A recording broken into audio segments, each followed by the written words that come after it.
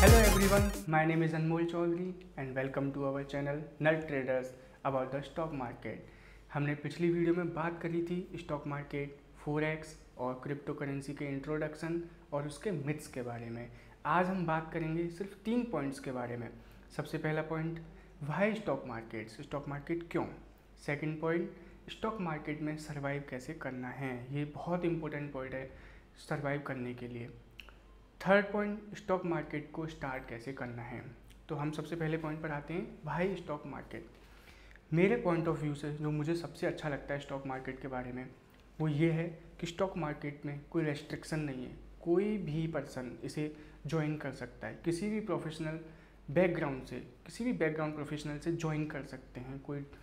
कोई भी, जैसे कि डॉक्टर है, इंजीनियर है, फार्मर है, किसी भी प्रोफेशन से इसे ज्वाइन किया जा सकता है। इसमें कोई एज रेस्ट्रिक्शन नहीं है कि हमें इसी एज से स्टार्ट कर सकते हैं। इसमें कोई फंड्स रेस्ट्रिक्शन नहीं है कि हमारे पास इतने मिनिमम फंड्स होना चाहिए तभी हम स्टार्ट कर पाएंगे, ऐसा बिल्कुल भी नहीं है। आप मिनिमम टू मिनिमम फंड से, स्मॉल टू स्मॉल फंड से स्टार्ट कर सकते हैं। दूसरे पॉइंट्स पर चलते हैं कि स्टॉक मार्केट जो है हमारा रिस्क एसोसिएटेड है। ये सबको पता है कि ये रिस्क एसोसिएटेड है, लेकिन जितना इसमें रिस्क है उतना ही इसका रिवार्ड है। बस हमें ध्यान रखना है कि इसमें हमें अपने रिस्क को कैसे मिनिमाइज़ करना है और लॉसेस को कैसे मिनिमाइज़ करना है।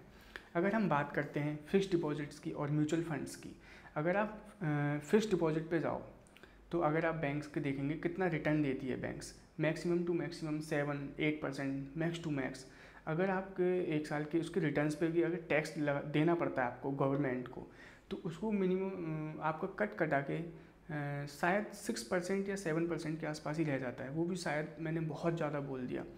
अब ऐसे हम म्यूचुअल फंड्स पर आते हैं। अगर म्यूचुअल फंड्स में भी अगर आप मैक्स टू मैक्स 11%, 12%, 14, मैक्स 15% तक जा सकता है और इसके भी आपको टैक्स देना पड़ता है, वो भी बहुत कम हो जाता है। अगर हम बात करें कि अगर जिसका पोर्टफोलियो अकाउंट बहुत बड़ा होता है, जैसे 1 करोड़ है, अगर उसके 10% लिया जाए तो 1 करोड़ का 10% कम से कम 10 लाख रुपीज़ होते हैं, तो वो एक बहुत अच्छा अमाउंट है 1 साल का रिटर्न। लेकिन अगर हम जो हमारे छोटे छोटे अकाउंट्स फंड्स होते हैं, जिनके अकाउंट्स बहुत छोटे होते हैं, अगर उस जैसे मानो 1 लाख रुपया है, 2 लाख रुपया है, अगर हम उसका 10% निकालें तो 10,000 आता है, 10,000 और 20,000 तो ये बहुत छोटा रिटर्न हुआ छोटे इन्वेस्टर्स के लिए। तो अब बात करते हैं कि जितना हमारे छोटे इन्वेस्टर्स हैं उनके लिए स्टॉक मार्केट में बहुत ज़्यादा सही चीज़ है, उसके रिटर्न्स बहुत अच्छे होते हैं। मेरे पॉइंट ऑफ व्यू से अगर मैं एक छोटी सी बात कहूँ, जितने हमारे टीनेजर्स हैं उनको स्टॉक मार्केट के बारे में अवेयरनेस होनी चाहिए। जैसे ही वो अपने एजुकेशन लेवल पर जाते हैं, अंडर ग्रेजुएट होने या पोस्ट ग्रेजुएट करने के लिए जाते हैं, तो उन्हें अपने इन्वेस्टमेंट्स स्टार्ट कर देने चाहिए। उन्हें स्टॉक मार्केट के बारे में पता होना चाहिए कि या फिर उन्हें सोर्सेज पता होने चाहिए कि फ्यूचर में वो कैसे अपने मनी को मैनेजमेंट करना है उन्हें, या कैसे वो मनी का सोर्स बनाएं अपना। जब सबसे अच्छी बात ये है, जब वो अपने अंडर ग्रेजुएट या ग्रेजुएशन लेवल पर जाते हैं तो उनके पास बहुत ही खर्च करने के लिए कम पैसे होते हैं, बहुत कम सेविंग्स होती हैं। अगर वो अपनी सेविंग्स को वहाँ पर थोड़ा थोड़ा करके अगर इन्वेस्ट करना स्टार्ट करें या थोड़े थोड़े ट्रेड्स करें तो वो उनके लिए बहुत अच्छा रहेगा। इस सब उनके लिए ये अच्छा ही रहेगा कि वो ग्रेजुएशन के जब बाहर आएंगे तो जब उनका जो गैप होता है, या तो जॉब्स के लिए गैप हो जाता है कभी कभी, या फिर वो कुछ और कोई काम करना चाहते हैं तो वहाँ पे अपना मनी मैनेज कर सकते हैं। तो उनके लिए सबसे अच्छा ये रहेगा उस ग्रेजुएशन टाइम पे, पूरे जितना भी टाइम पीरियड उनका रहेगा, कि जैसे वो इसमें इन्वेस्टमेंट करेंगे तो सबसे पहले पॉइंट वो उनको छोटे अमाउंट रहेगा तो उनका रिस्क बहुत छोटा रहेगा। और जितने भी अगर उनको लॉस भी होता है तो वो अपने लॉस से उसमें लर्निंग करके उसको रिकवर कर सकते हैं, उससे सीख सकते हैं। सबसे बड़ी बात यह, तो उस 4 साल में वो पूरे मार्केट को पढ़ सकते हैं कि मार्केट कैसे काम करता है। और जब वो अपनी ग्रेजुएशन के बाहर आएंगे तो वो एक उनके पास सोर्स ऑफ मनी हो सकता है। ये एक पॉइंट बहुत अच्छा लगा मुझे टीनेजर्स के लिए। अगर हम बात करें और फर्दर बात करते हैं कि भाई स्टॉक मार्केट्स में, कि अगर अभी आप देखो, अभी पैंडमिक चल रहा है, ये सबको पता है। ये पैंडमिक्स, ऐसी सिचुएशंस या डिज़ास्टर्स ऐसे सालों में, वर्षों में कभी कभी आता है, लेकिन जब ये आता है तो किसी भी कंट्री के लिए ये पता चलता है कि उसकी क्या क्या वीकनेसेस हैं उस कंट्री के लिए। जैसे हमारे अभी इंडियन गवर्नमेंट्स को अभी इस टाइम पता चल रहा है कि उसके कौन से सेक्टर्स वीक हैं। इंडिया एक अभी डेवलपिंग कंट्री है, डेवलप्ड कंट्री नहीं है। जैसे आप देख सकते हो उसमें अभी बहुत सारी चीज़ें डेवलप करनी बाकी हैं, बहुत सारे सेक्टर्स को डेवलप करना बाकी है। तो अभी जब पेंडेमिक ओवर होगा, ऐसा तो है नहीं कि पेंडेमिक चलता रहेगा, पेंडेमिक ओवर होगा तो उसके बाद जब हमारे सेक्टर्स में ग्रो होना स्टार्ट करेगा, इन्वेस्टमेंट्स आएगा, तो जितनी भी इस सेक्टर से रिलेटेड कंपनीज होंगी तो वो 101% वो भी ग्रो करना स्टार्ट करेंगी। तो जब कंपनीज अपना ग्रो करना स्टार्ट करेंगी तो जो उनके शेयर्स होंगे तो वो भी ग्रो करना स्टार्ट करेंगे, सिंपल सी बात है। तो इसमें हम अपने एनालिसिस करके हम बहुत अच्छे से अपना पोर्टफोलियो बना सकते हैं फ्यूचर के लिए और बहुत अच्छे रिटर्न्स पा सकते हैं। तो ये तो हमारी बात रही वाई स्टॉक मार्केट्स में। अब हम दूसरे पॉइंट की बात करते हैं कि स्टॉक मार्केट में सर्वाइव कैसे करना है। ये बहुत इंपॉर्टेंट पॉइंट है कि स्टॉक मार्केट में सर्वाइव कैसे करना है। जब हम स्टॉक मार्केट का नाम लेते हैं तो लोगों को इसका नाम सुनकर सिर्फ दो चीज़ें याद आती हैं, एक लॉस और एक प्रॉफिट। या फिर इनकी स्टोरीज सुनते हैं कि किसी बंदे ने बहुत बड़ा लॉस कर दिया, सब कुछ गंवा दिया, या फिर ये सुनते हैं कि उसने बहुत बड़े प्रॉफिट्स बनाए, उसके पास सब कुछ आ गया। लेकिन मैं कह रहा हूँ कि इसके बीच की भी एक दुनिया है कि हम जितने कम लॉसेस, इससे थोड़ा सा या तो नो लॉस या नो प्रॉफिट हो, या फिर बड़े प्रॉफिट्स हों, थोड़े प्रॉफिट्स हों, या उससे थोड़े बड़े प्रॉफिट हों।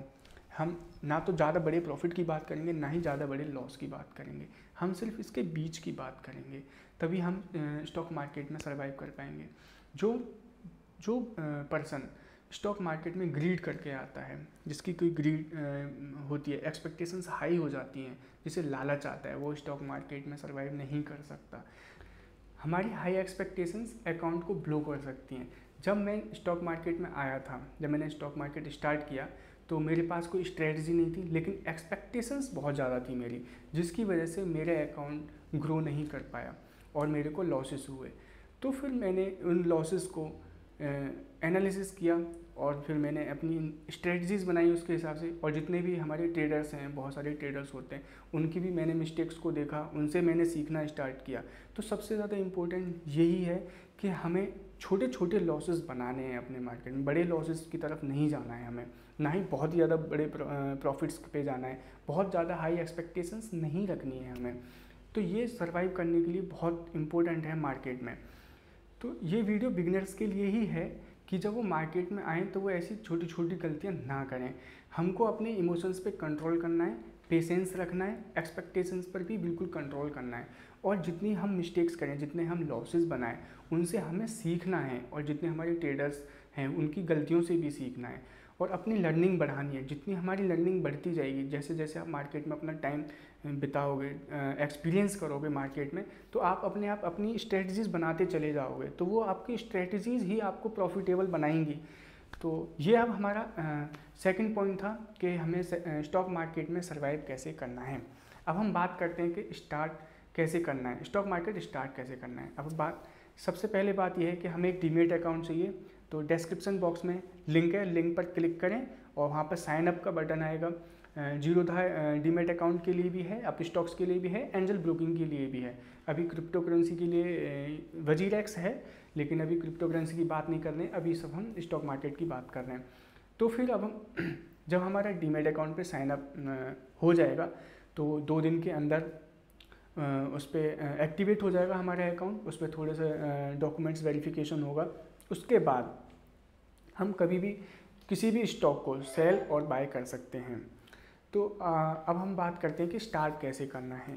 तो सबसे पहले स्टार्ट करने के लिए हमें चाहिए एनालिसिस। सबसे पहले हम एनालिसिस करेंगे मार्केट में स्टार्ट करने के लिए।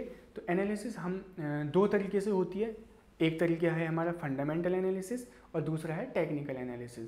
हमारी जो नेक्स्ट वीडियो होगी उसमें सिर्फ हम एनालिसिस की बात करेंगे कि एनालिसिस कैसे स्टार्ट करनी है मार्केट के लिए, कैसे हमें स्टॉक्स लेने हैं, कि हमें कैसे इन्वेस्टमेंट करना है या ट्रेडिंग करनी है हमें। तो हमारा जो फंडामेंटल एनालिसिस है, इसमें स्टॉक्स की रियल या उसकी फेयर वैल्यू बताई जाती है। जैसे कि जो हमारा स्टॉक है उसका हम EPS कैलकुलेट करते हैं, अर्निंग्स पर शेयर। बैलेंस शीट और मैनेजमेंट सिस्टम, ये सब हमारे आने वाले फ्यूचर का बताता है कि हमारा कैसे स्टॉक ग्रो करेगा। अब बात आती है टेक्निकल एनालिसिस। टेक्निकल एनालिसिस में मैथमेटिकल बेस्ड होता है। इसमें हमारे ग्राफ्स होते हैं, चार्ट्स होते हैं, प्राइस एक्शन होता है और इसमें काफ़ी सारे इंडिकेटर्स होते हैं। ये सब यूज़ करके हम प्राइस के बारे में बात करते हैं कि हमारे क्या प्राइस होने वाला है आने वाले टाइम में। तो अगर आपको ये वीडियो पसंद आई हो तो प्लीज़ लाइक करें और सब्सक्राइब करें एंड थैंक्स फॉर वॉचिंग।